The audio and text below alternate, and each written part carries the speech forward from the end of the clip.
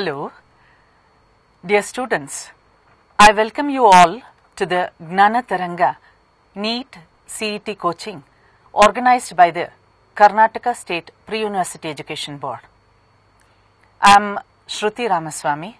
I will be dealing with certain topics like digestion and absorption, breathing and exchange of the gases, body fluids and circulation. At the very outset, let us know what is the synopsis regarding this digestion. We shall know the definition. Digestion is a catabolic process of conversion of the complex non-diffusible food substances to the simpler diffusible food substances. It can't happen on its own. It needs the action of hydrolytic enzymes. Children, we all have learnt all living organisms will have the metabolic processes. Amongst the metabolic processes, one is anabolism, the other one is the catabolism. Digestion and respiration both happen to be a catabolic process. So here, whatever food we consume, they are not in a diffusible state. But by the action of the hydrolytic enzymes, they get converted into a diffusible state and can get absorbed. Let us know the types of the digestion. In the animals we find there is intracellular digestion as well as extracellular digestion.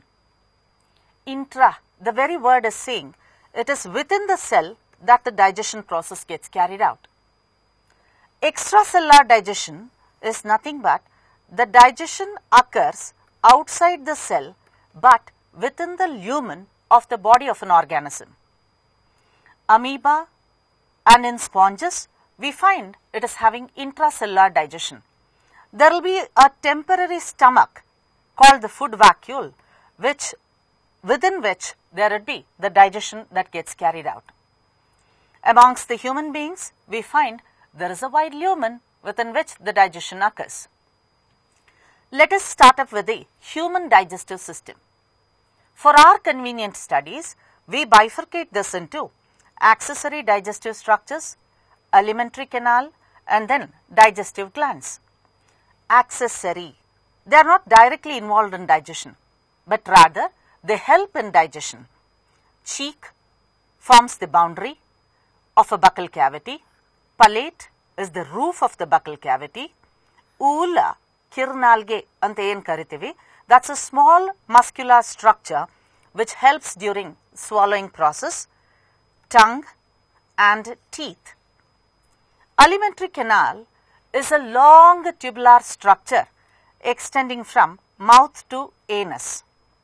It includes pharynx, a common passage for both windpipe as well as the food pipe, esophagus, J-shaped structure stomach, small intestine and large intestine.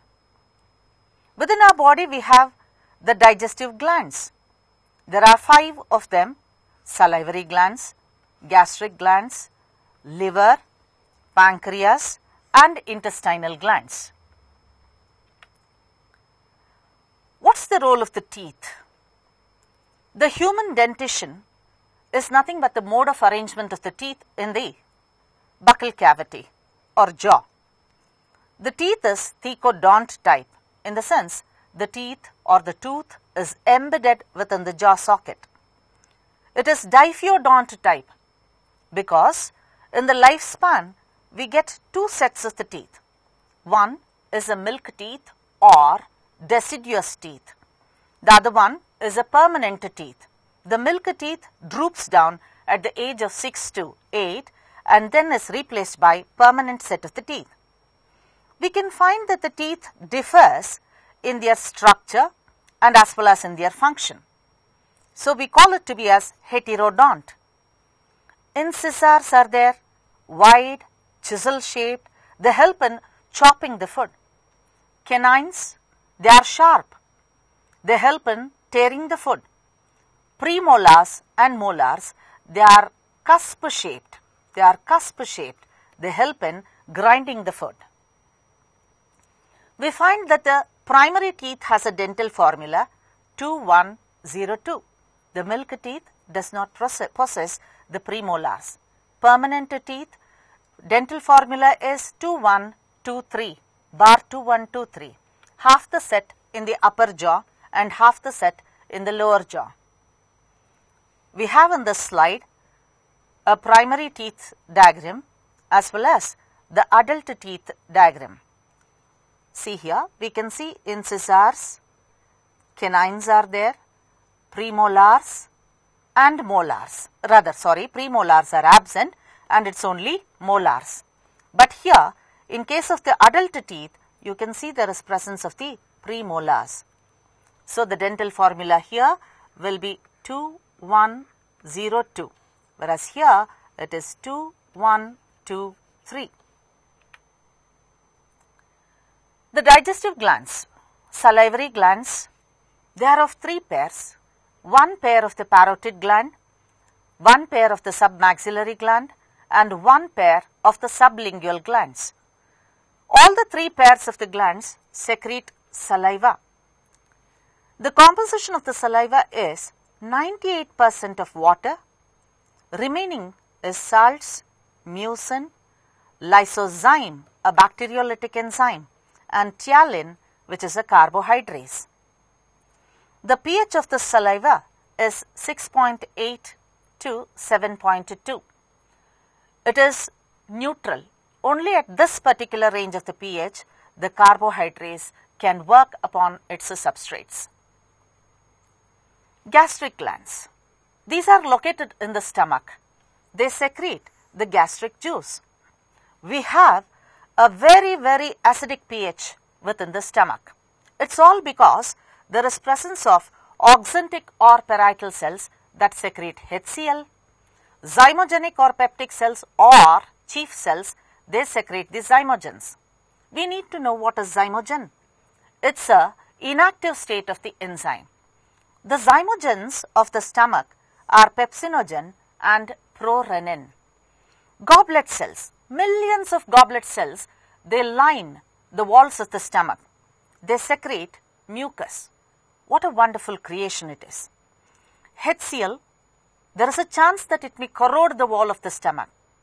It doesn't happen so, because mucus is being secreted by the goblet cells and protects the walls of the stomach.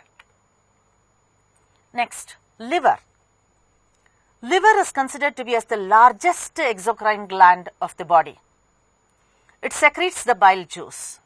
Very synonymously, we use the term metabolic mill of the body. Liver is called a metabolic mill because maximum metabolic activities takes place within the liver. The fat metabolism, carbohydrate metabolism, then protein metabolism. You can see alcohol metabolism also occurs within the liver itself. The components of the bile juice comprises of water, bile pigments, bilirubin and biliverdin. How are they formed actually? We call liver to be as a crematorium of the RBC. The old and the worn out RBCs will be destructed within the liver. As a byproduct, there is production of these two pigments, bilirubin and biliverdin. Bilirubin imparts yellow color, biliverdin it imparts the green coloration. Bile salts are there, sodium and potassium, glycocolate and taurocolate respectively.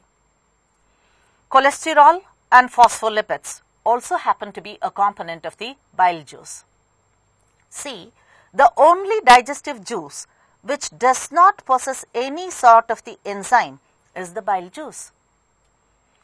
What's the pH of this bile juice? It is alkaline, 7.6 to 8.6. You may wonder, there are no enzymes, but what's the role of this bile juice? Most important role is played because it helps in emulsification of the fat. The larger globules, they are broken down into the simpler granules by the action of the bile salts. Exactly as the soap solution, this would be converted into. Pancreas. We call this pancreas to be a heterocrine gland or a mixed gland or a pinkish break. Pancreas has endocrine part as well as the exocrine part within it. That's why it's considered to be as heterocrine gland, or else you can also call it dual gland. Children, you know what is endocrine gland? A gland which does not possess any sort of the duct but directly secretes its secretion into the bloodstream. The endocrine part of the pancreas is islets of Langerhans. This is islets of Langerhans. So here you can see there are varieties of the cells. It appeared just like that of a small island to Mr. Langerhans, and henceforth the name has been given islets of Langerhans. Amongst the cells here of prime importance are alpha cells and beta cells. Alpha cells secrete the hormone called glucagon. We call this hyperglycemic factor because it increases the blood glucose concentration. Beta cells secrete insulin. We call this to be as hypoglycemic factor because it decreases the sugar level or the glucose level in the blood. The exocrine part of the pancreas is acini. The acinar cells just secrete out the pancreatic juice loaded with the digestive enzymes, and they are just conveyed through the duct. So, it is a exocrine part of the pancreas. Later, we have the intestinal glands. The intestinal glands are constituted by crypts of Lieberkühn and Brunner's glands. The crypts of Lieberkühn secretes the enzymes. Brunner's glands secrete mucus. Both associated together, you call that to be as the intestinal juice or succus entericus. Let us now look at the TS of the gut. The outermost layer of this is made up of serosa, squamous epithelial tissue. Below the serosa, there is a muscular coat made up of smooth muscle fibers. Towards the outer side is the longitudinal muscle, and towards the inner side is the circular muscle. It forms a very thick coat. Later, below this layer is submucosa. It is made up of areolar connective tissue. And below the submucosa is mucosal layer. It comprises of the smooth muscle fiber as well as connective tissue, and there are finger-like projections which we call it to be as the villi. There is a lumen. There is a lumen within which the digestion process gets carried out. This is an enlarged picture of the villi. The lining of the lumen is made up of the absorptive as well as the secretory cells. Absorptive as well as the secretory cells. The epithelial tissue, columnar type of the epithelial tissue, it has on its free surface finger-like projections called microvilli. The microvilli, villi and plicae circularis, all three together, they increase the surface area for absorption. There are certain secretory cells which lie at the base of the villi. These are Penneth cells or Argentaffin cells. On the inner side of the villi, there is presence of the lacteals. They are nothing but the lymph vessels. There is presence of intricated network of the blood capillaries. The digested food from the lumen is absorbed. Those which are easily soluble in the blood enter into the blood, rather in the water, enter into the bloodstream, and those digested food, so which are not readily soluble in water, they enter into the lymph stream. Have a look at this. At the base of the villi, there would be Penneth cells which secrete the enzymes and Argentaffin cells which secrete the hormones. The process of digestion. We can classify the digestion process in two methods. One is a mechanical digestion, the other one is chemical digestion. Where there is no direct involvement of the chemicals, just by the movement the food is broken down, you call it to be as mechanical digestion. If at all there is involvement of the chemical substances like enzymes, then we call it to be as chemical digestion. Mechanical digestion may be the mastication of by the teeth, mastication of the food by the teeth, and breaking of the food by muscular action. In the stomach we find there is churning movement, and while the food is propelling forwards, there would be peristaltic movement. It is nothing but a wavy like contraction and relaxation of the muscles surrounding the alimentary canal. We call this peristaltic movement. It helps in forward propulsion of the food. Chemical digestion. In mouth, the food that we consume, in that starch, which is a polysaccharide, is converted into a disaccharide maltose by the action of salivary amylase or ptyalin at a pH which is neutral 6.8 to 7.2. The partially digested mass of the food from the mouth reaches the stomach by peristalsis, and this is said to be as bolus. Digestion in stomach. The digestion of proteins takes place only after the zymogens have been activated. The zymogens like pepsinogen and prorenin are activated by an activator HCl. Later, proteins, they are broken down into proteoses, peptones and polypeptides by the action of pepsin. Casein, which is a milk protein, is converted into calcium paracaseinate in presence of renin and calcium. This process is said to be as curdling of the milk. It is only after the precipitation of casein the pepsin can act upon it. The calcium paracaseinate is converted into proteoses, peptones and polypeptides by the action of pepsin.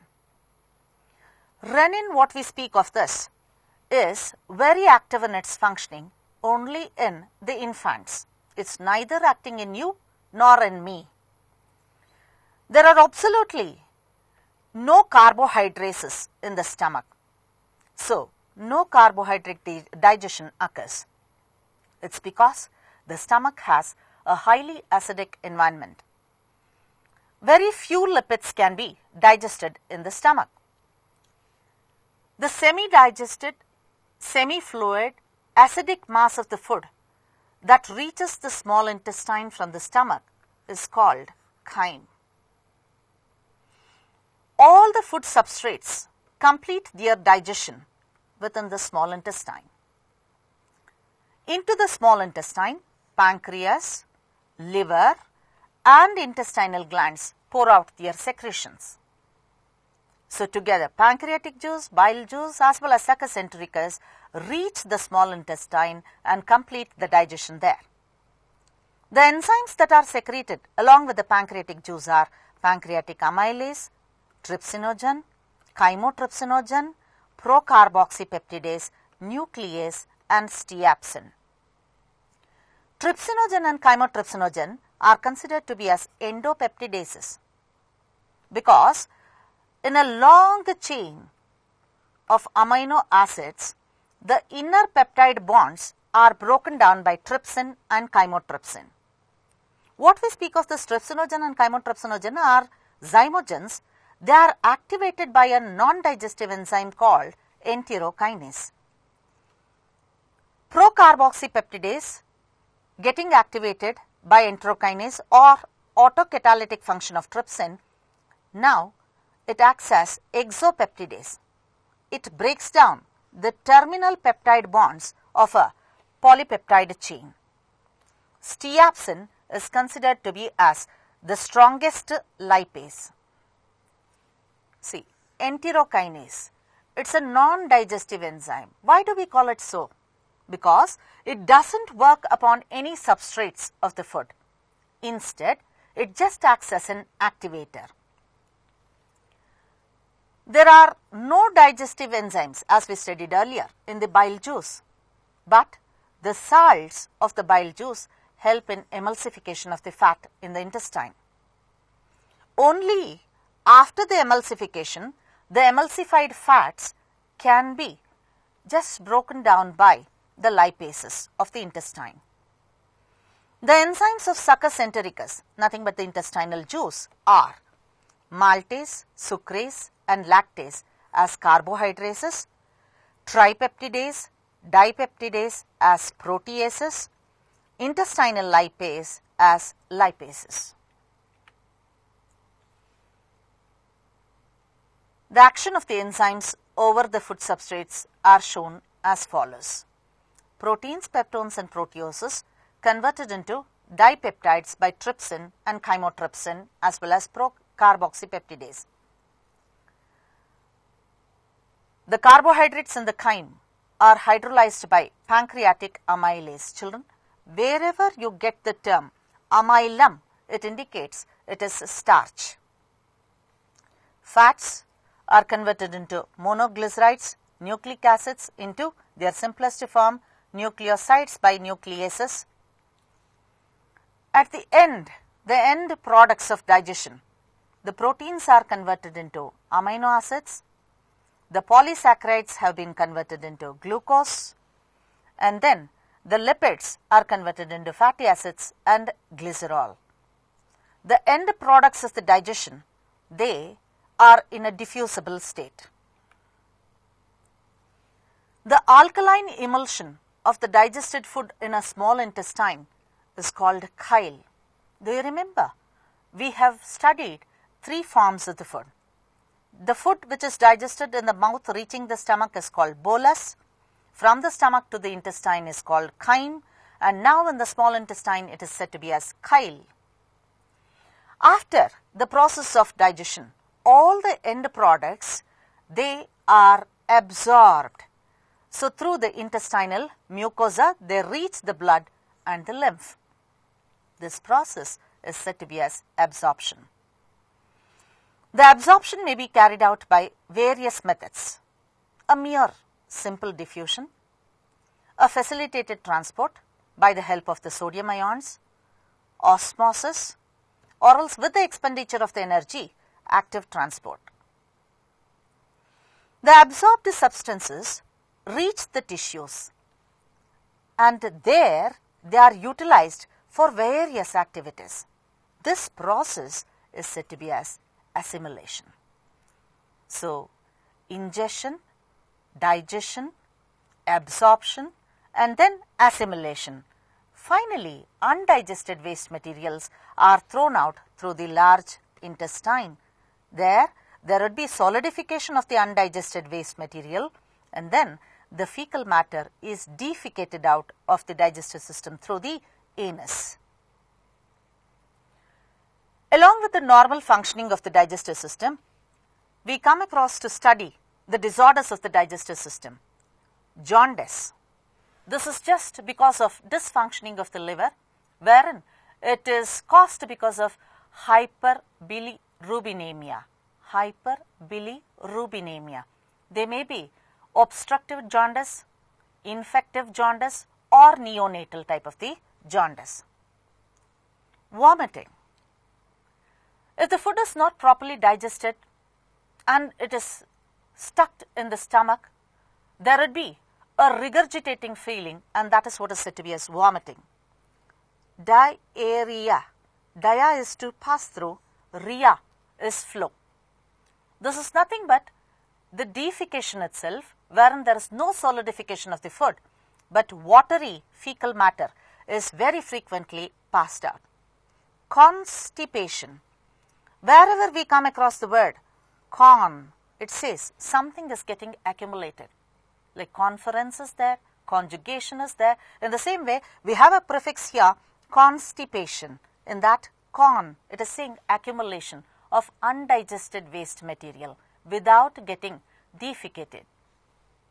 Indigestion, overconsumption of the food, wherein there is a feeling of fullness in the stomach, this is said to be as indigestion. Children, let us work out with some of the questions. The very first question goes like this. Digestion is a process of conversion of complex non-diffusible food substances into simpler diffusible food substances by the action of hydrolytic enzymes. It is, options go like this: mechanical, chemical, catabolic, anabolic. Of course, digestion is by both mechanical as well as chemical process, but very important is it is through a catabolic process that there is conversion of the non-diffusible food substances into the simpler diffusible food substances. This is the structure of the tongue. In the tongue, we have the various papillae, circumvallate papillae, fungiform papillae, and there is filiform papillae, foliate papillae. The question is, the small sized conical shaped papillae in the tongue, which are tactile in function. Tactile, they in no way help in perceiving the taste of the food, but they perceive the sensation of the touch.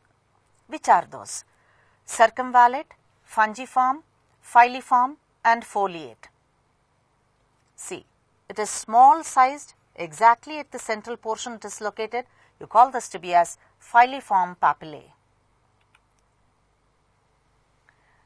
The dental formula of milk dentition in man is, the options have been put forth here. I have specified the milk teeth does not bear premolars.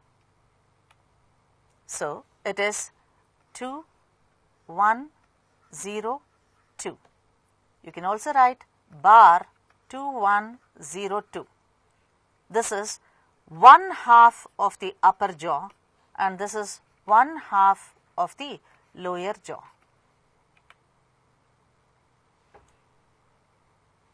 The next question, match the cells given in column 1 with their secretions given under column 2.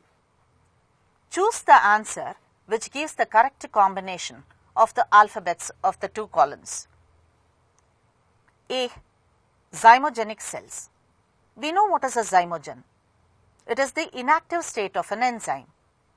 Search for the zymogens here. It is pepsinogen. Oxyntic cells.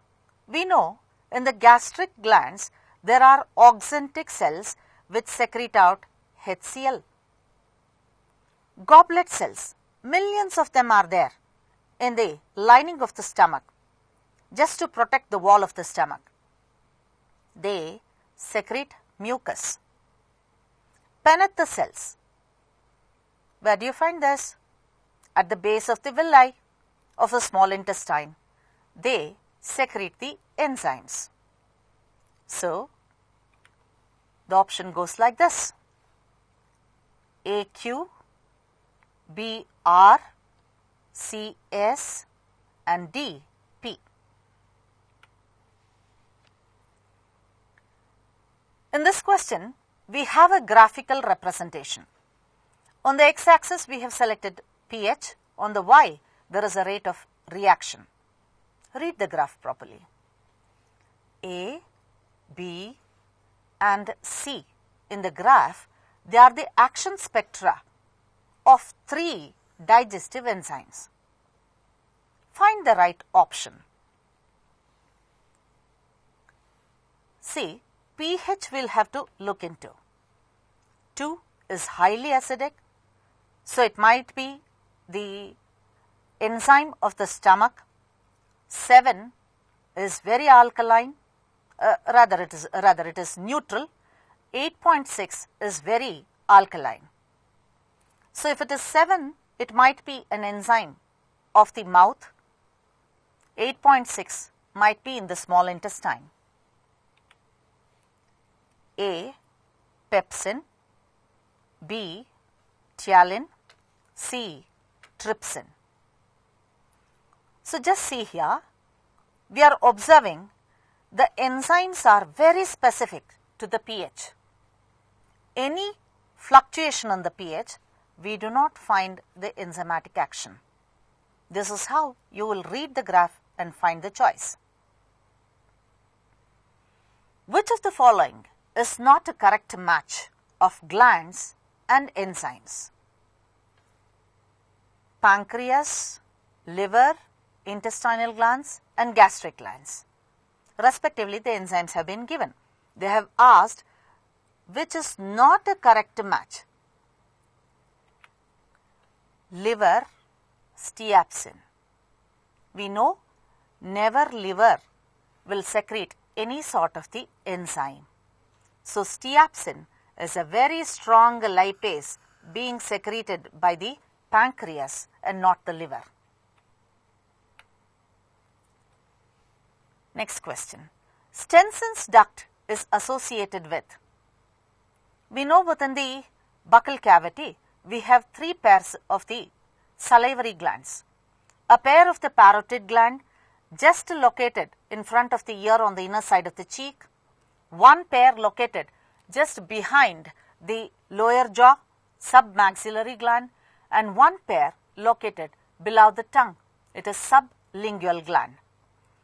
The duct that is associated with the parotid gland is the Stenson's duct, wherein the duct of Rivinus and Watson's duct, they carry the saliva from the submaxillary and sublingual gland.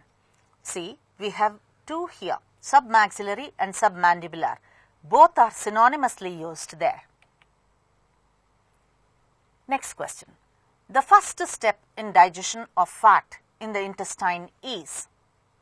I have told you children, without the emulsification of the fat, no enzyme can work over it.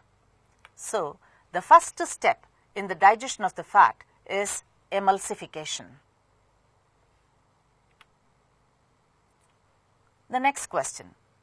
Large amounts of unabsorbed fat are eliminated out of the body and is one of the conditions of obstructive jaundice.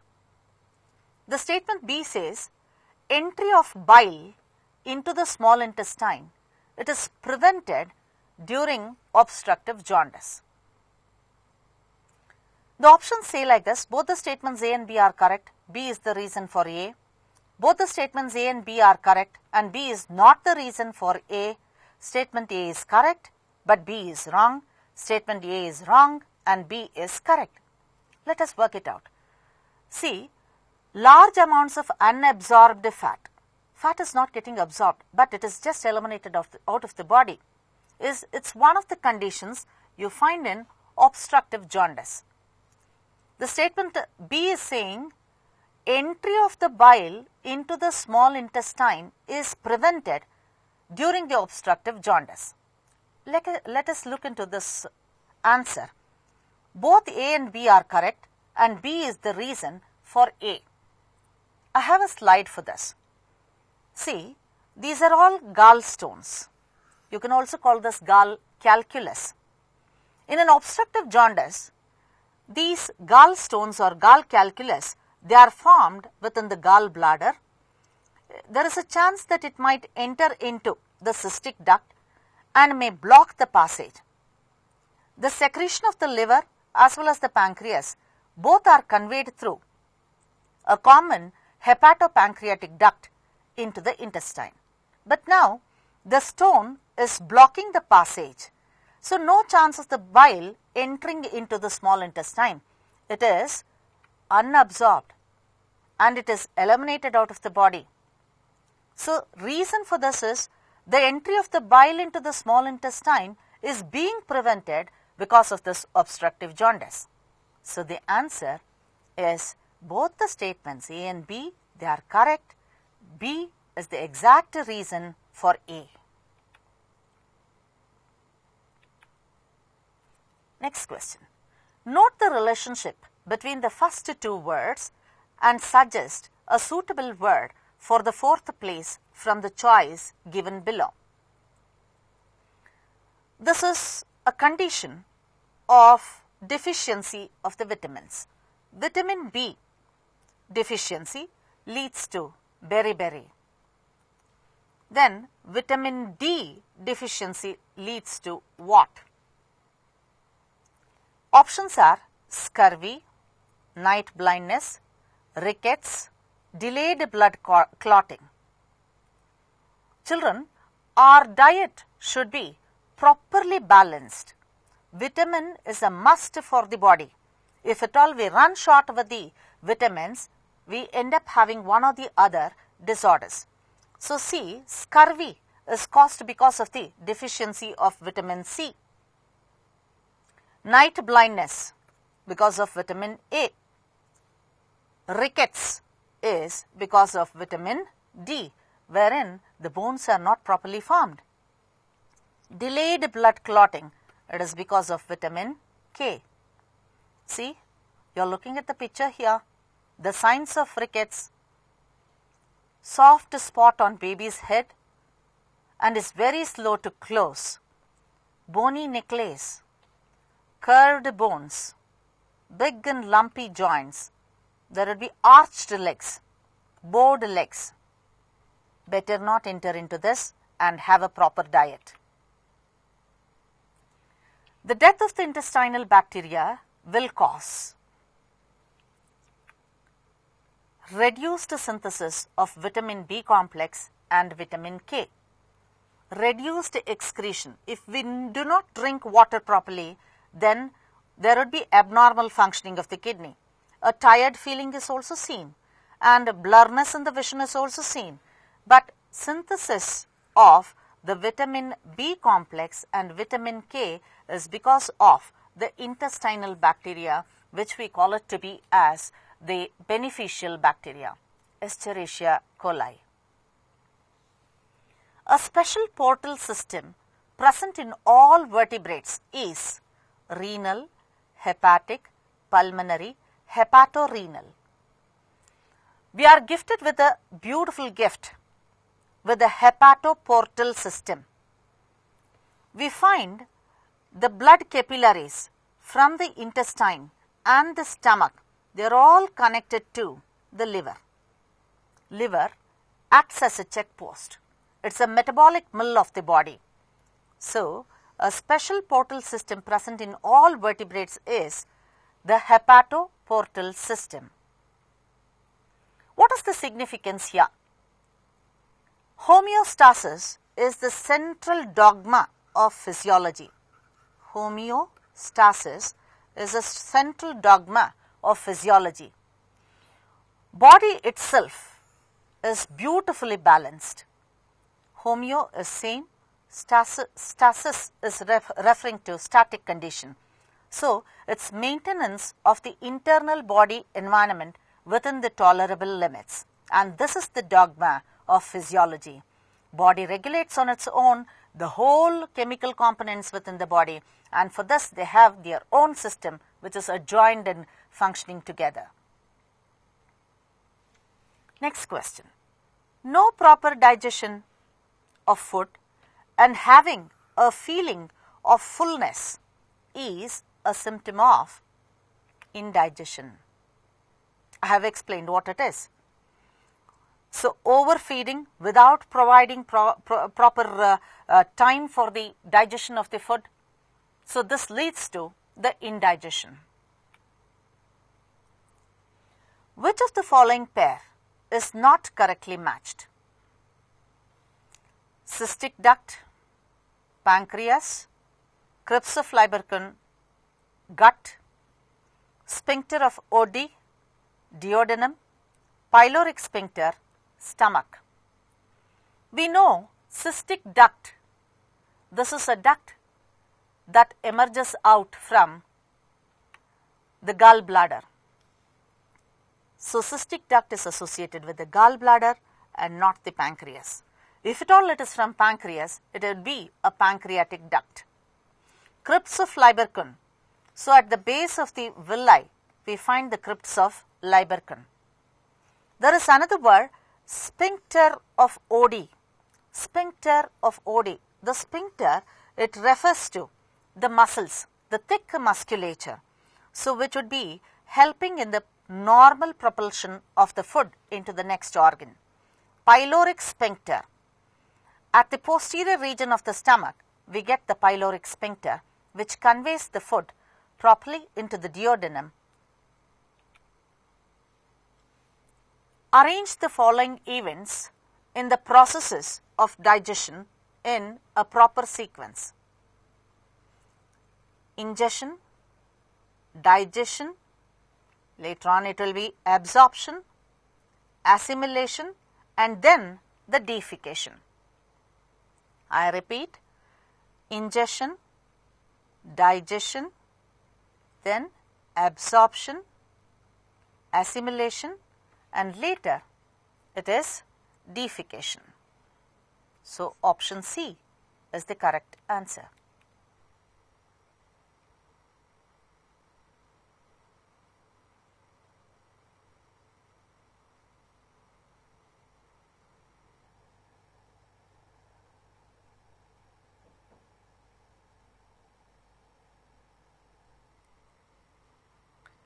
Let us start up with the next chapter, breathing and exchange of gases.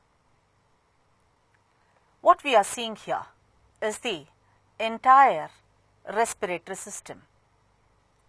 The basic functional and structural unit of the lungs is the alveoli.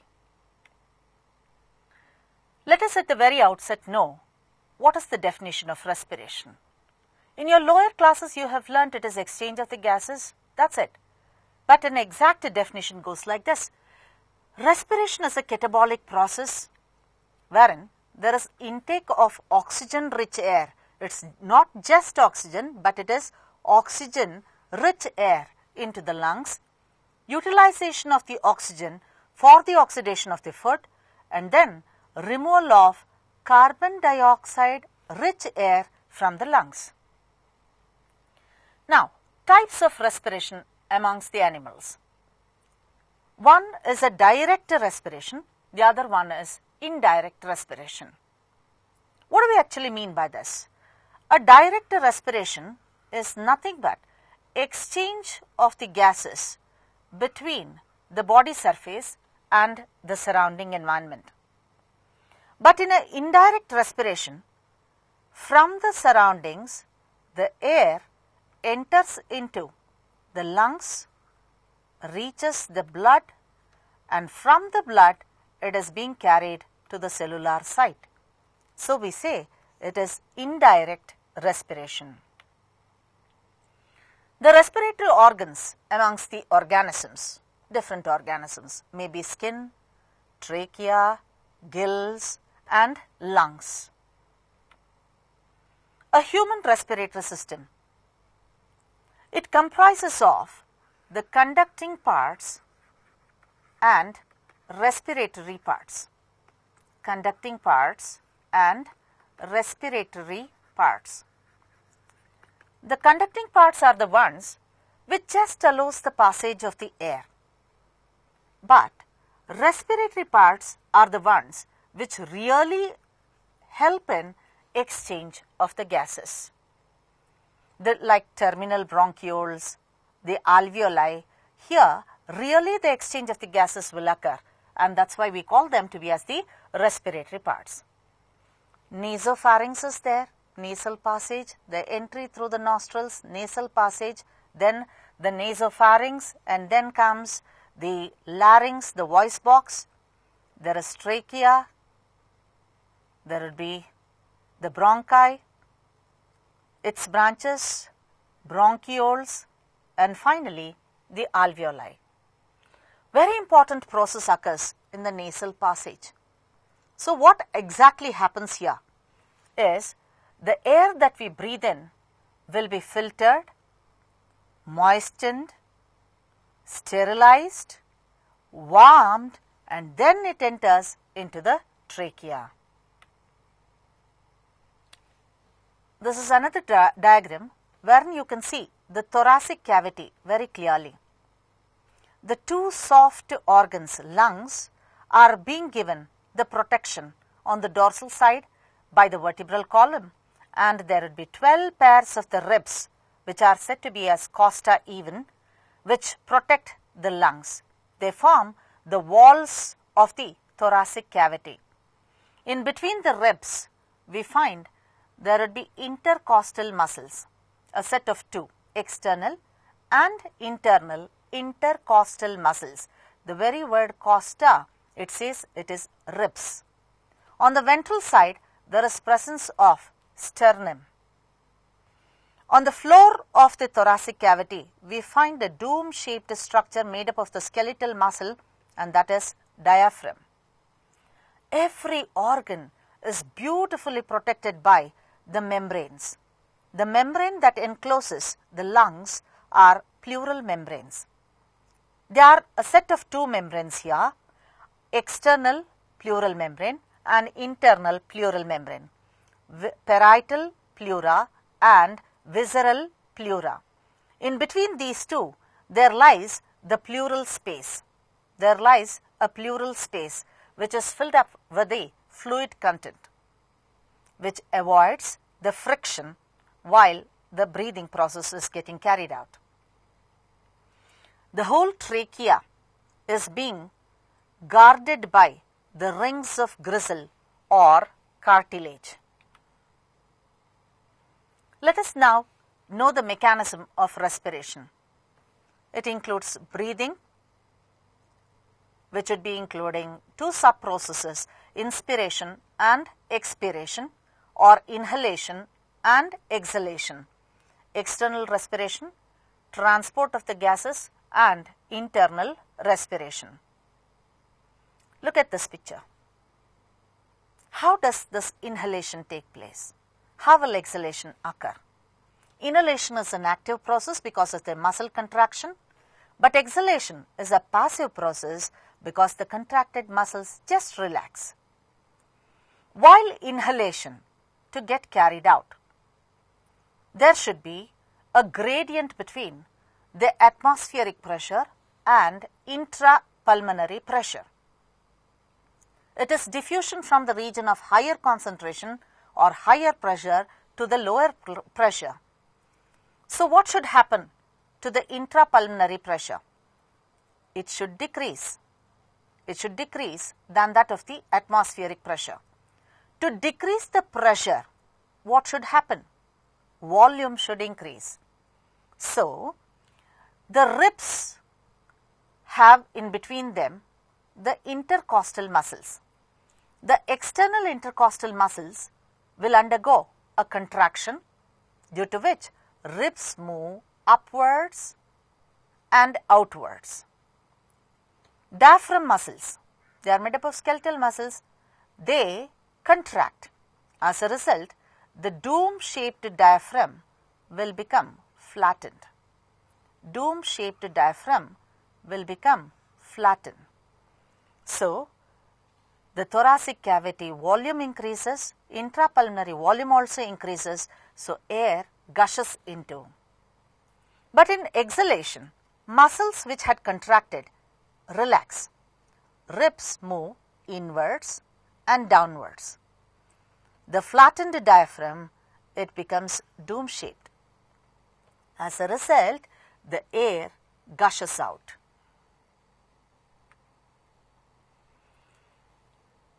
So, we find in the mechanism of the respiration, there would be external respiration and internal respiration.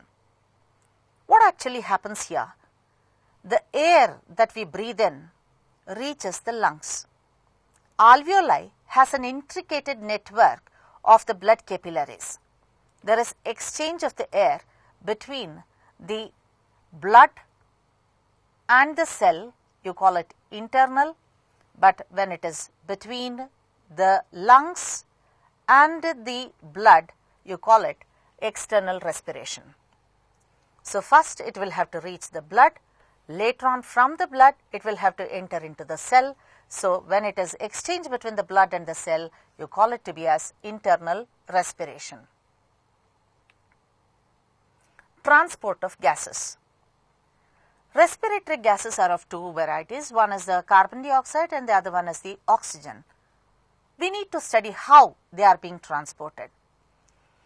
The transport of oxygen will take place by two mechanisms. One, when it binds with the hemoglobin, forming oxyhemoglobin. The other method where oxygen is getting carried is through the blood plasma. So here in the dissolved state, only about 3% of it is transported, but remaining 97% of the oxygen is being transported by the hemoglobin. Children, we usually call hemoglobin to be as a respiratory pigment. We have learnt hemoglobin is a conjugate protein.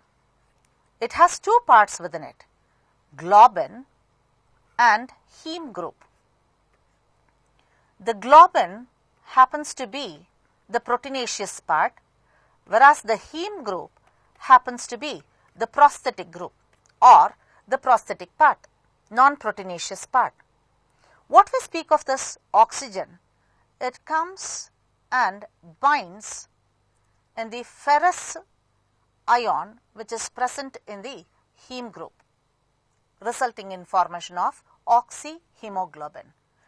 When we use the term saturated, we mean to say that one hemoglobin molecule is carrying 4 oxygen molecules. Next, transportation of the carbon dioxide. Nearly 5 to 7% of the carbon dioxide is being transported as physical solution, wherein they dissolve in the plasma and gets transported.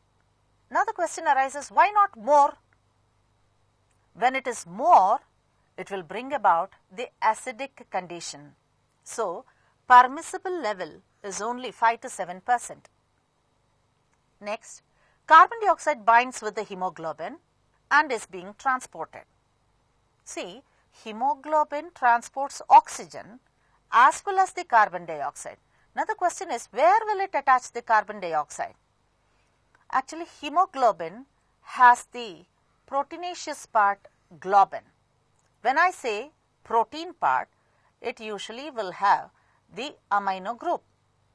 So, to the amino group, carbon dioxide goes and binds. So, one hemoglobin molecule can carry only one carbon dioxide molecule. When it binds, it forms carb-amino hemoglobin. In this way, nearly around 15% of it is being transported, 15 to 20. Remaining carbon dioxide is being transported by bicarbonates of sodium and potassium. So, whatever carbon dioxide is there, it enters into the RBC. It enters into the RBC. Within the cytoplasm of the RBC, there would be water.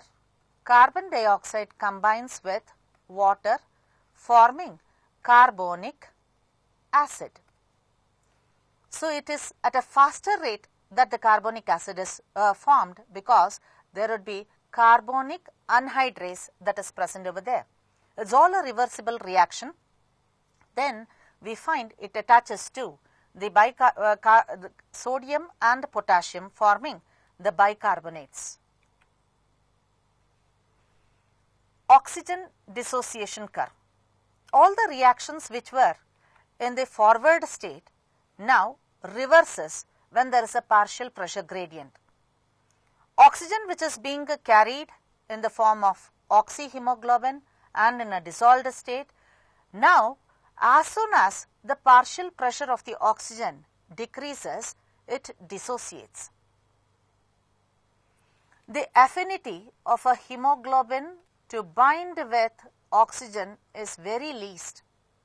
If you subject hemoglobin before carbon monoxide, carbon dioxide and oxygen, it has greater affinity to bind with the carbon monoxide, then with the carbon dioxide, and later it binds with the oxygen. So, when the carbon dioxide concentration is more and oxygen concentration is less and the pH is acidic, immediately we see the oxygen dissociates from the hemoglobin.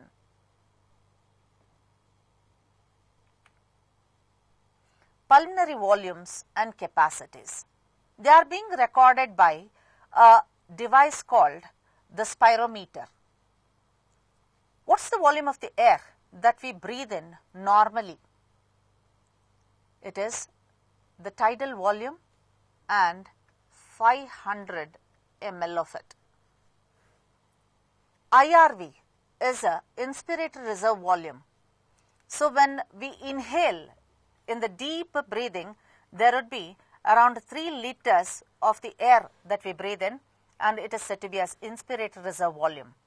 When there is a deep exhalation, we just say it is expiratory reserve volume. The lungs should not get deflated. It should be inflated. A small amount of the air gets retained back in the lungs, and it is said to be as residual volume. There are capacities. Inspiratory capacity is nothing but the tidal volume plus inspiratory volume. Expiratory capacity is tidal volume plus expiratory reserve volume. So functional residual capacity is ERV plus RV. Vital capacity, when there is a deep breathing, the volume of the air that we breathe in and out is said to be as vital capacity. Total lung capacity is the volume of the air that the lungs can withhold within themselves. This is a picture of a spirometer.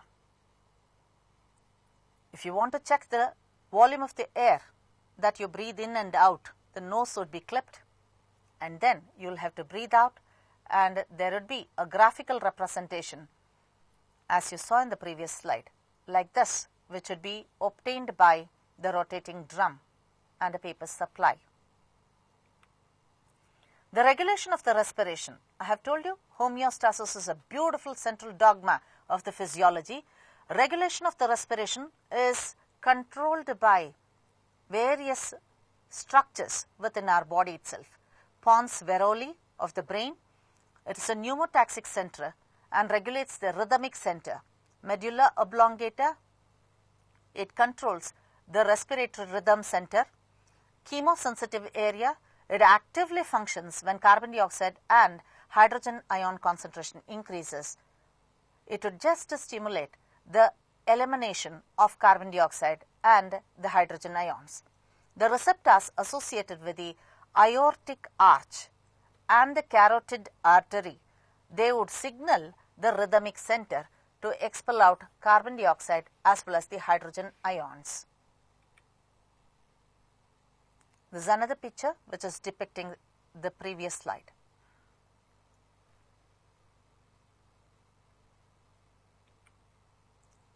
The disorders of the respiratory system that you have learned: asthma, emphysema, occupational respiratory disorders. Asthma, easy inhalation but very difficulty in exhalation, because the conducting parts, the muscles that are encircling them, will undergo a spasm. Spasm is sudden contraction of the muscles. Look at the difference. This is a normal bronchiole. It has a wider lumen, whereas here, because of the spasm of the muscle, it has contracted. Lumen is narrow. No doubt, easily they inhale the air, but there is very difficulty during exhalation. Emphysema, it's beautifully called the smoker's lung disease. Can you look at the picture here? This is a healthy lung with a healthy habit. The person has maintained a healthy lung, but here, due to smoking, the lungs have turned out to become black. What happens? The smoke, the tarry content that is there, starts damaging the very sensitive alveoli. Henceforth, there is inflammation and the alveoli is totally damaged and being replaced by the connective tissue. Once damaged, is damaged permanently. The capacity of the lung slowly starts deteriorating, may lead to the lung cancer also. So it's a warning to the beginners. Occupational respiratory disorder. Based upon the occupation, there would be the respiratory disorder because the person would be exposed to the occupational air pollutants. Let us start up with the questions. In man, air passes from outside into the lungs through nasal cavity, pharynx, larynx, trachea, bronchi, bronchioles, and then alveoli. The alveolar epithelium of the lungs are made up of very thin squamous epithelial tissue because the exchange of the gases will have to occur. But the upper respiratory tract will be made up of ciliated columnar epithelial tissue. Later, it gets converted into cuboidal, but when we reach the alveoli, it is made up of squamous epithelial tissue. The external respiration is a process of, I have explained in the previous slides, it is the exchange of the gases between the surrounding air and the blood. But if it is the exchange of the gases between the blood and the tissues, we call it to be as internal respiration. Carbon dioxide combines with hemoglobin of blood and forms carb-aminohemoglobin. What about this? Carboxyhemoglobin. So, when carbon monoxide combines with hemoglobin, then it results in formation of carboxyhemoglobin. This when hemoglobin combines with oxygen. The lungs are enclosed by a membrane called pleura. How about this? Periosteum. Every organ is given a protective covering.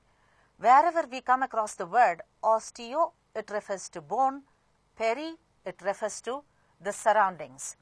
So, periosteum is a connective tissue that surrounds the bone. Peri, boundary. Chondro is nothing but cartilage. Perichondrium is the white fibrous connective tissue that just surrounds the cartilage. Pericardium. Peri is boundary.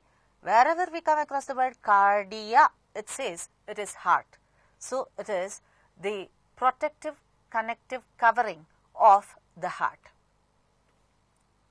The next question. Which combination of muscles contract and cause inspiration?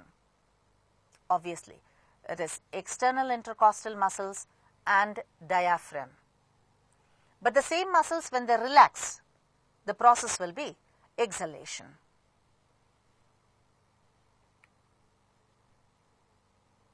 The picture which you had observed while the synopsis was given.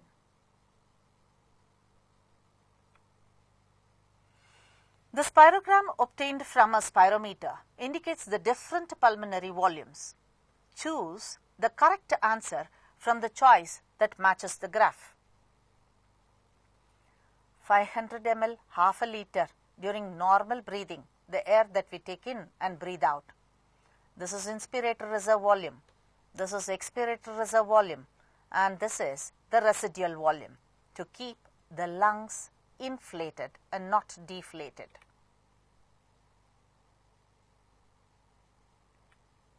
So, the answer is B.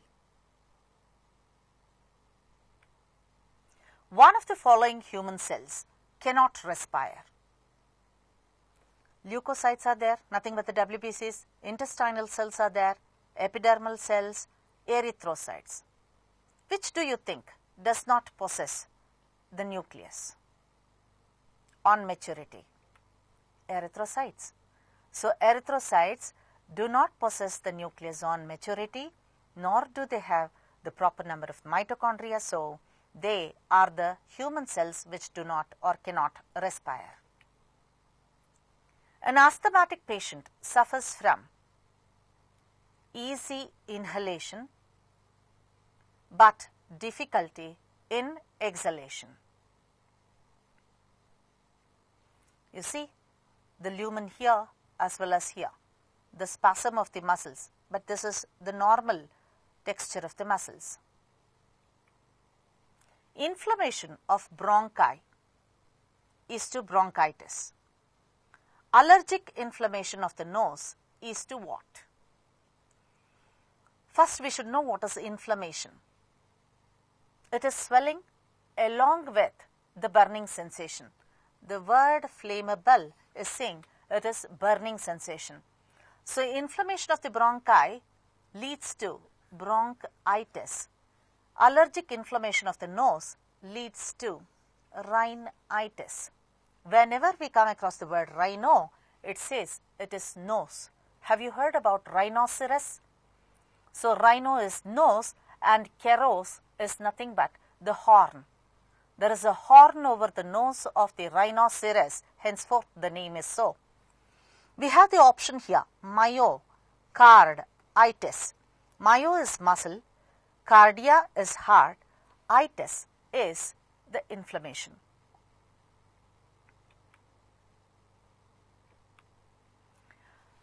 Generally, a person who lives in higher altitude has rosy cheeks and lips, so he or she is characterized with which of the conditions?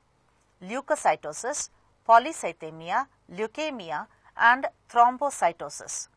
It is polycythemia, increased RBC count. Why? Once again, homeostasis. Body itself has a beautiful mechanism. Higher the altitude, lesser would be the oxygen concentration. Body will have to combat to the prevailing conditions. Immediately, it starts producing much RBCs and that condition leads to polycythemia. Have you not heard about the doctor saying, a patient, go to the hill station, you will recover. This is the reason behind it. We have leukocytosis and leukemia. Both are the increased WBC counts itself. Leukocytosis is the normal increase of the WBC count under infection. But leukemia is the pathological increase of the WBC count. Increased thrombocytosis, increased count of the blood platelets, you just say it is thrombocytosis. If two men expire, in the sense exhale, the same volume of air, after normal inspiration, they have same expiratory capacity is the assertion. Reason, expiratory capacity includes tidal volume and inspiratory reserve volume. A is correct, but R is wrong. Then what should it be? It is not inspiratory reserve volume, but expiratory reserve volume and tidal volume together constitute the expiratory capacity. Let us move on to the next chapter. It is body fluids and circulation. We shall start up with the next chapter. It is body fluids and circulation.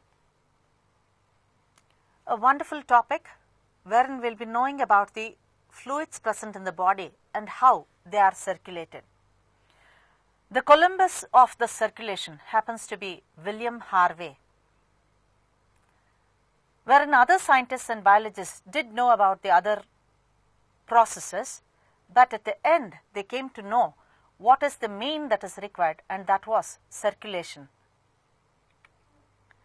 Definition: it's nothing but a cyclic movement of the blood from the heart to various parts of the body and again back to the heart. Amongst the animals, there are two types of the vascular systems. One is an open vascular system, the other one is a closed vascular system. In an open vascular system, we find there is heart, and for a shorter distance there is presence of the arteries, and directly it is pumped into the open spaces called the sinuses. There is no continuation of the blood vessels, so it's open type. In a closed vascular system, we find there is presence of the heart and the blood flows in a closed circuit constituted by the blood vessels. The components of the blood. Blood comprises of the plasma, then the formed elements, it is erythrocytes, leukocytes and thrombocytes. RBC is nothing but an erythrocyte. Then the WBCs or leukocytes are of different varieties. They may be granulocytes, and agranulocytes. When I speak of granulocytes, they have a granulated cytoplasm, includes the acidophils or eosinophils, basophils, then neutrophils. The agranulocytes include the monocytes and lymphocytes. They have a granular or non-granulated cytoplasm within them. Children, you should know this monocyte is considered to be as the biggest amongst the WBCs and is called the scavenger of the body. Neutrophils are called the shock troops of the body. They are around 70 to 80% of total leukocyte count. The components of the blood in another slide again.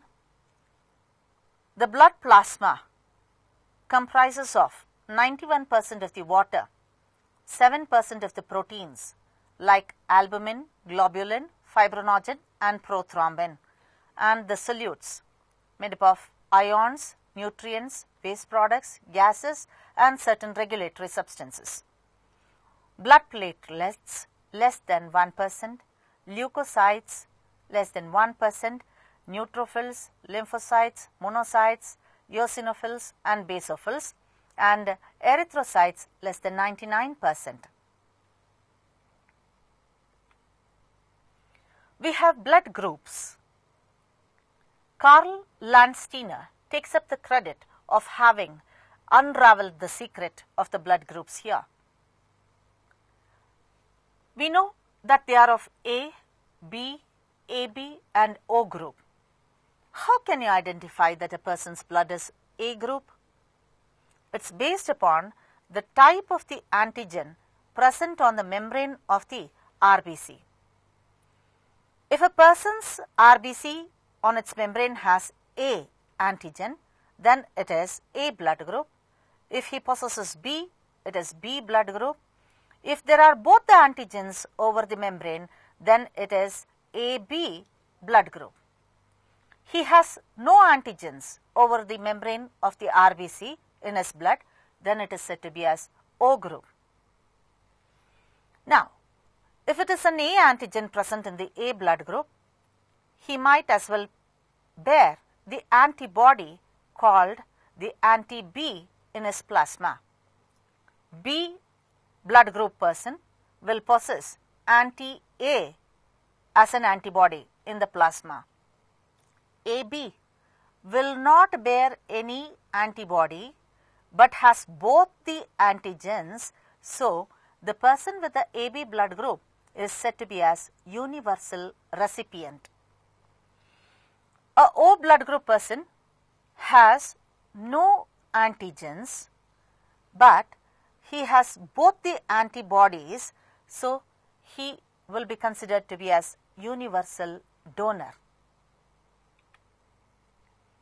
Now, the blood clotting, which is possible because of the presence of the blood platelets. There is an injured area here. There are collagenous fibers. We can just have a look at it. The platelets and the damaged cells are visible. Plasma releases certain clotting factors, which would include calcium and vitamin K. Immediately, the prothrombin, which is in its inactive state, gets activated into thrombin by the presence of an enzyme called thrombokinase along with the calcium and vitamin K, and then this thrombin will convert the fibrinogen into fibrin. Fibrinogen is in a dissolved state, now gets converted into insoluble state called fibrin.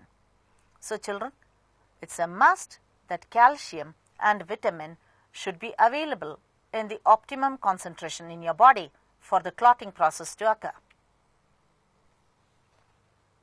Injured blood vessel, prothrombin activator, then calcium ions converting prothrombin into thrombin would be the thrombokinase.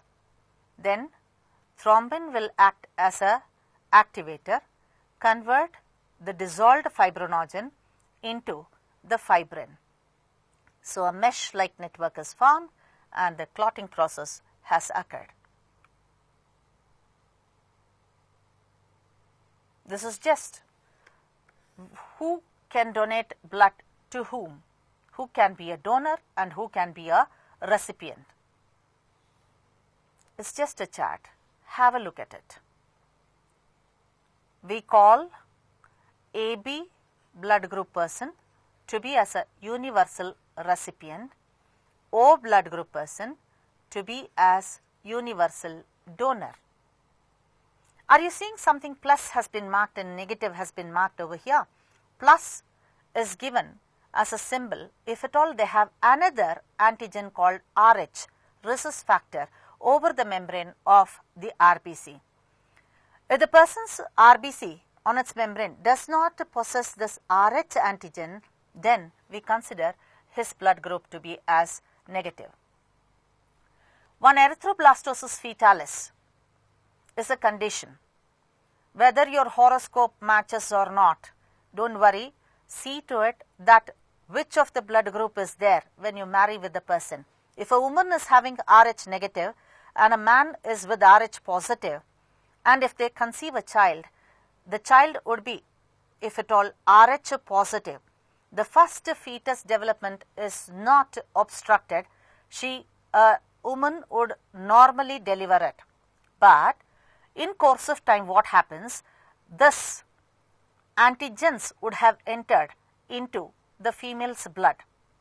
The woman becomes sensitized to the antibodies and formed to fight RH positive blood cells.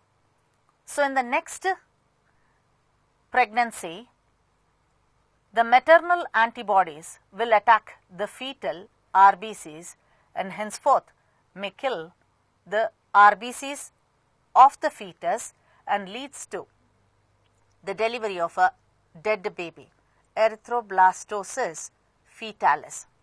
So, there is obviously the medication that can be provided. So, she will be provided with anti-RH antibodies. VS is the human heart. So, we will be seeing that the human heart is myogenic heart. The heartbeat originates by a set of the muscles. The human heart has 4 chambers, 2 receiving chambers and 2 pumping chambers, atrium and ventricle. The right atrium and left atrium are the receiving chambers, ventricles are the pumping chambers. So, amongst the 2 ventricles, we would be finding the left ventricle has a very thick heart wall. The whole heart is covered by pericardium. It is parietal pericardium and visceral pericardium. The visceral pericardium can also be called epicardium.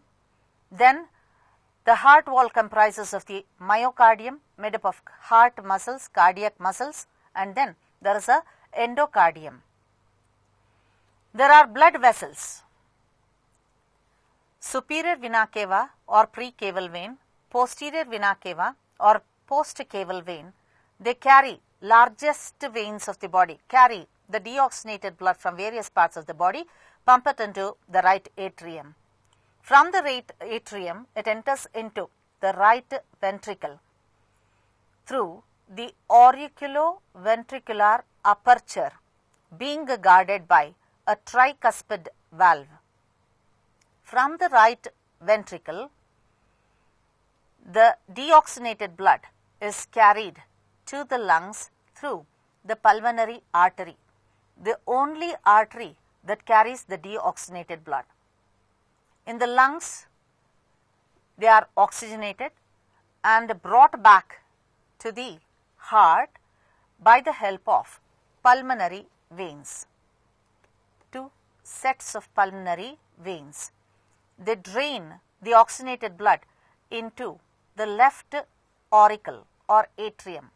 From there, it is pumped into the left ventricle through the left ventricular aperture being guarded by bicuspid valve or mitral valve.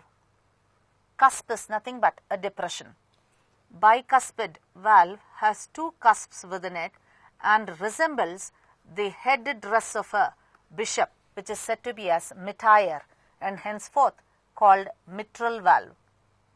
From the left ventricle, oxygenated blood is pumped to various parts of the body through the aorta, the biggest artery.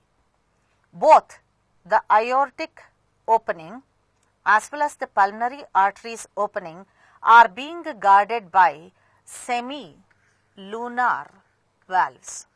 Semi-lunar valves, half-moon shaped valves.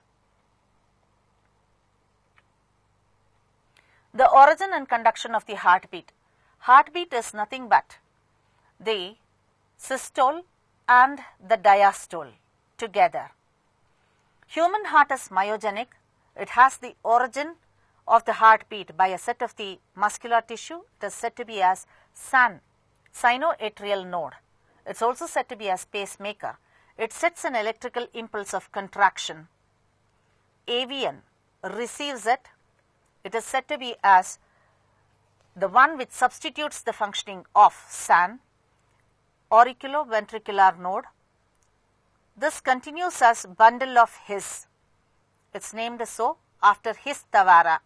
So, it is bundle of His. It enters into interventricular septum and branches out into the right and the left branches and runs throughout the ventricular region. On its walls, gives out the branches which are said to be as Purkinje fibers.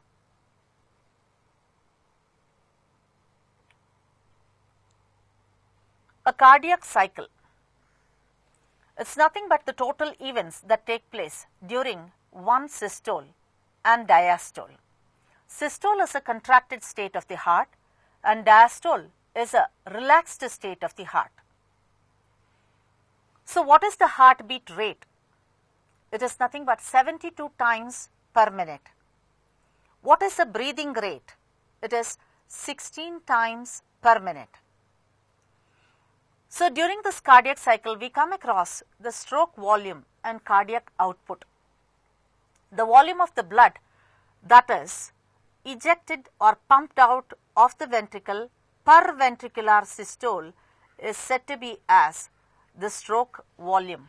It is around 70 ml. Cardiac output. It is the volume of the blood that is pumped out of the ventricle per minute. So, it is nothing but stroke volume into heartbeat rate. So, stroke volume is 70 ml and then heartbeat rate is 72 to 75 times per minute. So, it comes around 5 liters of the blood that is being pumped out. Anyhow, the functioning of the heart can be assessed by a ECG. This is a graphical representation which is showing the functioning of the heart. It is electrocardiogram, which is recorded by a device called electrocardiograph. Here we have a wave P, Q, R, S and T. P is a atrial systole that is indicating. This is a normal ECG. QRS indicates the ventricular systole. Ventricular diastole is being represented by T. If a person has a myocardial infarction, we would be finding there is fluctuation in the wave of the T. If it is flattened, it is almost at the stage of the death. Double circulation. Heart pumps the blood. Once it reaches the lungs and again received back, and it reaches the various parts of the body and again received back to the heart. There is a shorter circuit, pulmonary circulation, and a lengthier circuit, it is a systemic circulation. The systemic circulation also includes the coronary circulation. Heart gets sufficed first and then pumps the blood to various parts of the body. That systemic circulation comprises of the coronary circulation, wherein the heart pumps the blood to its wall and again receives back from the wall the deoxygenated blood. The pulmonary circulation comprises of the pulmonary artery, which carries the deoxygenated blood from the right ventricle, takes it to the lungs, where it gets oxygenated, and the oxygenated blood is drained back into the left atrium by the pulmonary vein. So here we would be finding from the aorta, the oxygenated blood is carried to all parts of the body from left ventricle, and from various parts of the body deoxygenated blood is carried to the right auricle by pulmonary artery, it is the superior vena cava and the inferior vena cava. Disorders of a circulatory system: hypertension, coronary arterial disease, angina pectoris, heart failure or myocardial infarction. Blood pressure is very much necessary to see to it that there is distribution of the nutrients as well as the oxygen. It is nothing but a lateral pressure exerted by the blood on the walls of the arteries. A normal blood pressure is 120 by 80 mm of mercury, wherein this is a systolic pressure and this is a diastolic pressure. If the recurrent reading of the blood pressure is more than 140 by 90 mm of mercury, then the person is considered to be as hypertensive. Coronary arterial diseases: any disorder in the coronary artery. This is an artery which supplies the oxygenated blood to the walls of the heart. This leads to the coronary artery diseases. So, angina pectoris, we call this to be as an alarm that rings prior to the myocardial infarction in non-diabetic person. So, this is severe. Angina is nothing but pain. Pectoris is the pectoral girdle. There is a shooting pain vigorously seen or felt by the person prior to the heart attack in his neck, descending down to the shoulders and then to the pectoral region. Reasons for the coronary artery diseases: this is self-made. Smoking, then increased blood pressure, increased cholesterol content, diabetic, and sedentary lifestyle. There is absolutely no vigorous working or burning of the calories. Myocardial infarction. Can you see here, children? This is a coronary artery which is supposed to supply the oxygenated blood to the walls of the heart, but now the lumen has narrowed because of atherosclerosis, the fat accumulation. So, blood flow or supply to the walls has decreased. So, there would be a myocardial ischemia, insufficient supply of the oxygenated blood to the walls of the heart. So, what happens? There would be the death of the muscles leading to the heart attack. Let us start up with the questions now. Mammalian heart is enclosed by pericardium. I have told you what perichondrium is, surrounding the cartilage, the white fibrous connective tissue. Glissen's capsule, it encloses the liver. Pleura, the covering of the lungs. Heart is located in, be very specific as you are a biology student, it is mediastinum. In between the lungs, it is mediastinum. No doubt it would be inclined towards the left side. What about the sella turcica? It's a bony case that gives the protection to the pituitary gland. Arteries differ from veins in having a thick wall. It's having a thick wall. Veins do have valves because there should be a unidirectional flow of the blood when they carry the blood from the lower part of the body. There should not be a regurgitation. Henceforth, they possess the valves, but arteries differ from the veins in having thick wall and they are deeply seated. The heart of the heart is made up of cardiac muscles. No other muscles we find in the wall of the heart. Systolic pressure is recorded on hearing the lub sound during.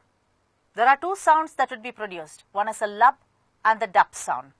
The lub sound is produced on the closure of tricuspid and bicuspid valves, which occurs on the onset of ventricular systole. The dup sound will be heard on the closure of the semilunar valves. This occurs on the onset of the ventricular diastole.